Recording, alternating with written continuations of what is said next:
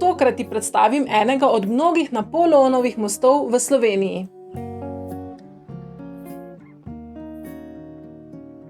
Nahaja se pri Kobaridu, kjer kamniti ločni most povezuje levi in desni breg Soče. Stoji na mestu, kjer se soteska še zadnjič zoža in nato preide v ravnino Kobariške kotline.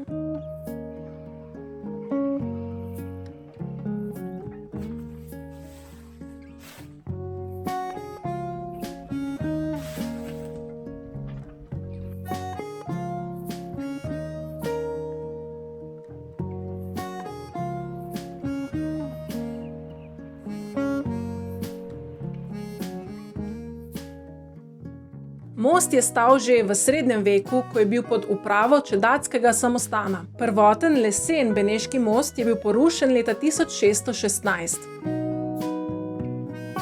Leta 1750 so ga nadomestili z enoločnim kamnitim mostom.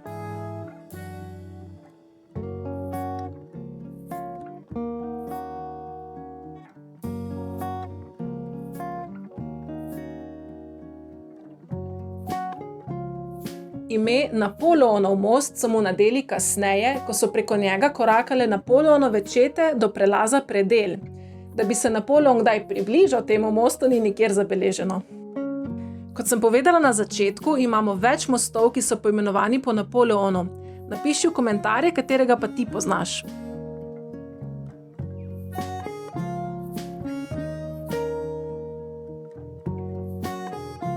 V prvi svetovni vojni so ga razstrelili avstrijski vojaki pri umiku. Zatem so Italijani na tem mestu postavili najprej lesen most, nato pa še tega, ki ga poznamo še danes. Italijani so zatem dolgo ohranjali idejo o hidroelektrarni na Soči in jo dejansko začeli graditi, nato pa je druga svetovna vojna prekrižala njihove načrte.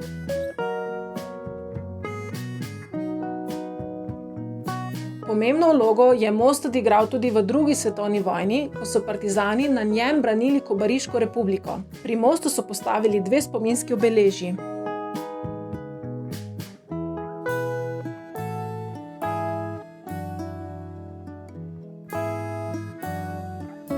Po vojni so idejo o hidroelektrarni prevzeli tudi v Jugoslaviji, a je kmalu prišlo do upora lokalnih prebivalcev.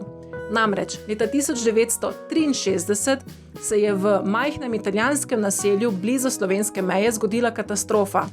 Plaz je zdrvel v akumulacijsko jezero in sprožil takšen val, da je izbrisal nekaj naselij v okolici. Zatem so zgornji tok Soče do mostu na Soči razglasili za območje brez zajezitev.